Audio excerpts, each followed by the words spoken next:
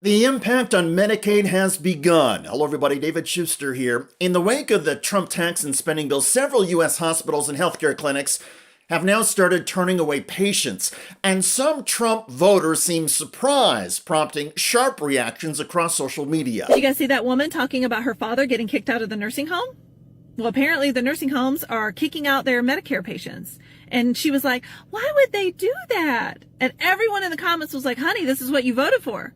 This is Medicare cuts. This is the big, beautiful bill. And she was like, no, that's not it. Yes, it is. I work in skilled nursing. 90% of the residents that are in there, they are Medicare patients.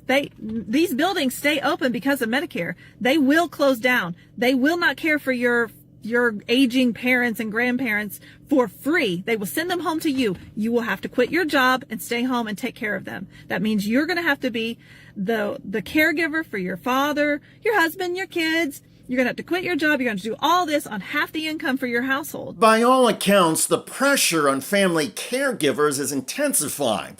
Analysts say that as patients lose health coverage or are denied coverage, the responsibility for helping these people falls on family and friends.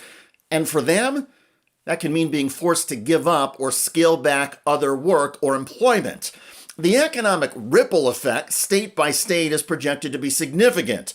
Tony Ann Richard is the CEO of a group of community health centers in Missouri. This particular bill would hit Missouri to the tune of 27%.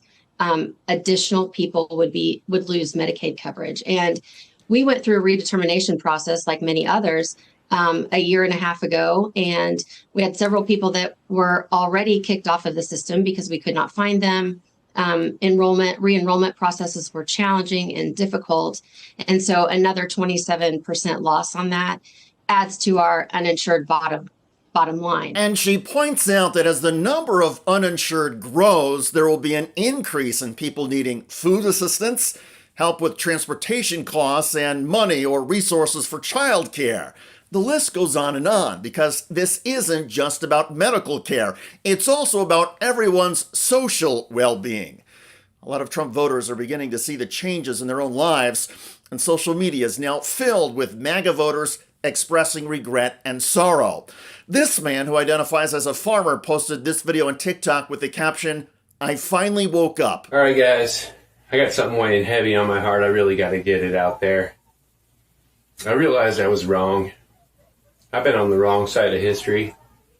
I've been supporting the wrong party all along. And I talked with some people over the last few months, and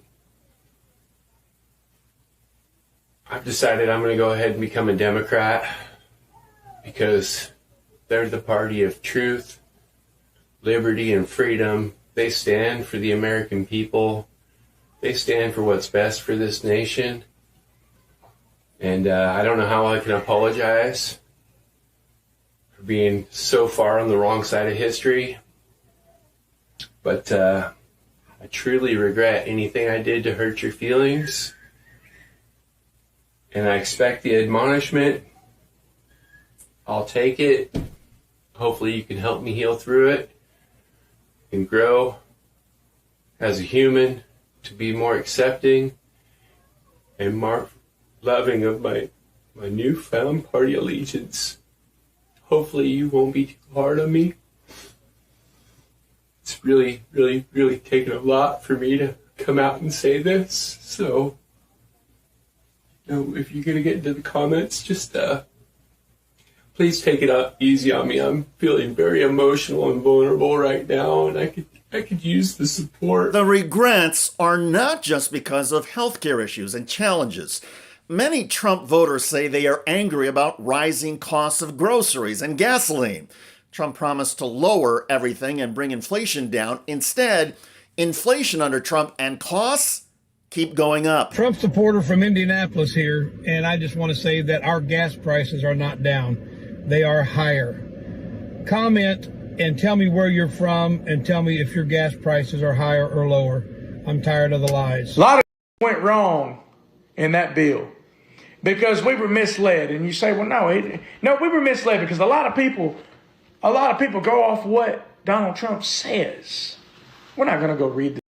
We're going to go off what he says. He needs to be more transparent with us whenever he talks about major life-changing topics like no taxes on overtime, no taxes on tips, no taxes on Social Security for the elderly people.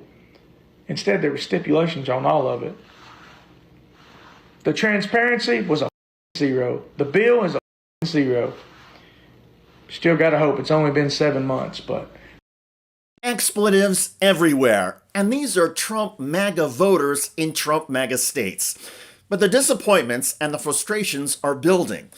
There is a great temptation among Democrats to take satisfaction at the MAGA misery and suggest that these Trump supporters are getting what they deserve, that the chickens are coming home to roost, or that MAGA is in the find-out stage after effing around. However you want to put it, I hear you.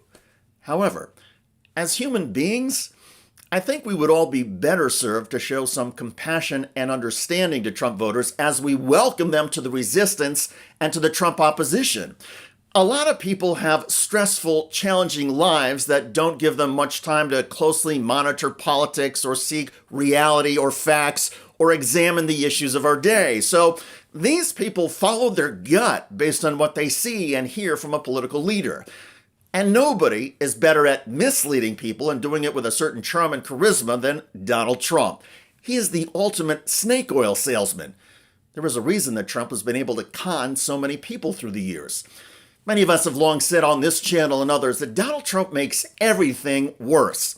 Casinos, online universities, airlines, decency, democracy, disaster responses, global alliances, international aid, foreign trade, government efficiency, the Rose Garden, you name it, Donald Trump literally ruins or cheapens everything he touches. And now, in the wake of his tax and spending bill and economic chaos, inflation is getting worse and millions of Americans are having to spend more money out of pocket for health care if they get care at all. Under Trump, life is increasingly difficult for everybody but the rich.